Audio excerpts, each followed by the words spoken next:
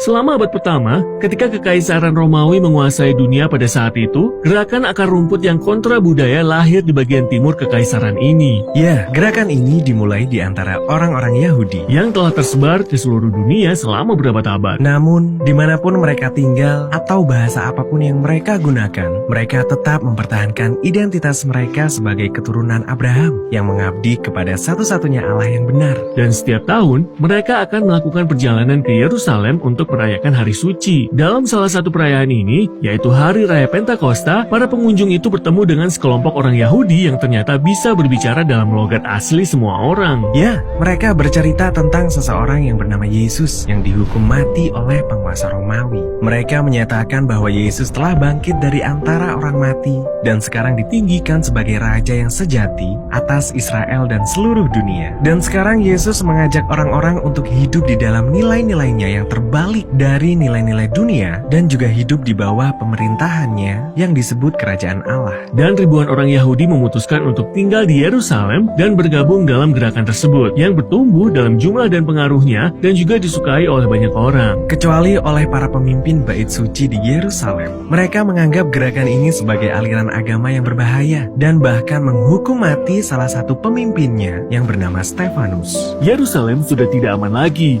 jadi sebagian besar pengikut Yesus melarikan diri ke daerah terpencil yang disebut Yudea. Kita mungkin berpikir inilah akhir dari kisahnya, tetapi sebenarnya tragedi inilah yang menyebabkan gerakan ini menyebar keluar Yerusalem. Dari sinilah bagian kedua dari kitab Kisah Para Rasul dimulai. Para pengikut Yesus tersebar sampai ke tempat-tempat yang mengherankan, seperti Samaria, tempat kediaman musuh lama mereka. Ya, dan Lukas menunjukkan kepada kita bagaimana orang yang tak disangka-sangka mulai mengikut Yesus. Misalnya seperti tukang sihir dari Samaria yang harus belajar bahwa mengikut Yesus bukanlah untuk mendapatkan kekuasaan, melainkan melepaskannya untuk melayani orang lain. Ada juga kisah tentang seorang sida-sida Ethiopia yang setelah membahas kitab Nabi Yesaya dengan Filipus, ia memutuskan untuk bergabung dengan gerakan ini. Ya, Yesus sedang memperluas gerakannya ke Yudea dan Samaria, seperti yang ia katakan sebelumnya. Wah, bagus sekali.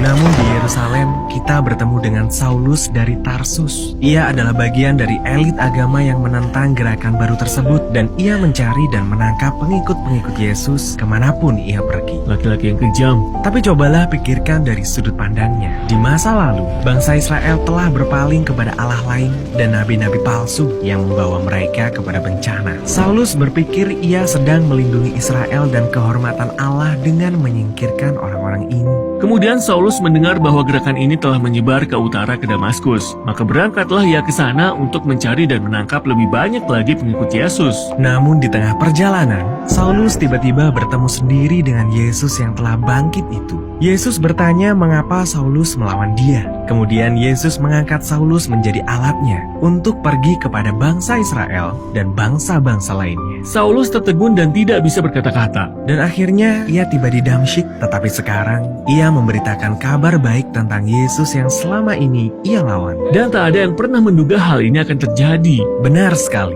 Lalu hal yang sama terjadi kembali. Di kota pelabuhan Kaisarea, ada seorang perwira Romawi yang bernama Cornelius. Ia mewakili semua hal yang dibenci oleh orang Yahudi dari penjajahan Romawi. Seorang malaikat menampakkan diri kepadanya dan menyuruhnya menjemput seseorang yang bernama Petrus. Maka datanglah Petrus dan ia menjumpai Cornelius, sahabat-sahabatnya dan sanak saudaranya yang berkumpul di rumah Cornelius. Orang Yahudi tidak akan masuk ke dalam rumah orang yang bukan Yahudi agar terhindar dari kecemaran. Jadi, apa yang akan dilakukan Petrus? Nah, sebelumnya Petrus mendapatkan suatu penglihatan. Allah membawa kepadanya sekumpulan binatang yang haram untuk dimakan oleh umatnya. Lalu Allah berkata kepada Petrus, makanlah ini. Wah, ini mengejutkan Petrus. Ia berkata, aku belum pernah makan apapun yang haram. Dan Allah menjawab, apa yang dinyatakan halal oleh Allah tidak boleh engkau nyatakan haram. Dan setelah itu, penglihatan itu pun berakhir. Jadi, apakah Petrus akan makan makanan yang baru? Tidak, ia adalah orang Israel yang menghormati hukum tentang makanan ini sepanjang hidupnya. Penglihatan ini ditujukan untuk mempersiapkan dia ketika ia harus berdiri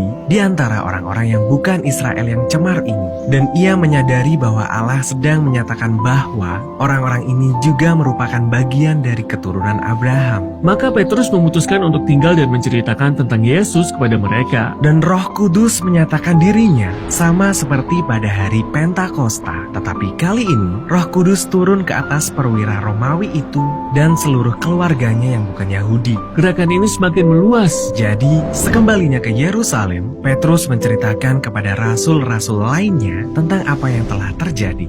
Dan mereka bahkan mendapat kabar tentang lebih banyak lagi orang bukan Yahudi yang mengikuti Yesus di kota perdagangan di utara yang bernama Antiokhia. Jadi mereka mengutus seseorang yang bernama Barnabas untuk melihat keadaan di sana. Barnabas mendapati gerakan Yesus ini bertumbuh dengan baik di Antiokhia dan terdiri dari orang-orang dari seluruh dunia. Karena itu, Barnabas merekrut Saulus untuk datang dan bekerja bersama-sama dia di Antiokhia selama 1 tahun. Mereka mengajar, tinggal bersama-sama dengan jemaat di sana, dan menyaksikan gerakan itu bertumbuh. Gereja di Antiokhia merupakan jemaat Yesus pertama yang terdiri dari berbagai bangsa, dan disinilah para pengikut Yesus pertama kali disebut Kristen, pengikut Kristus.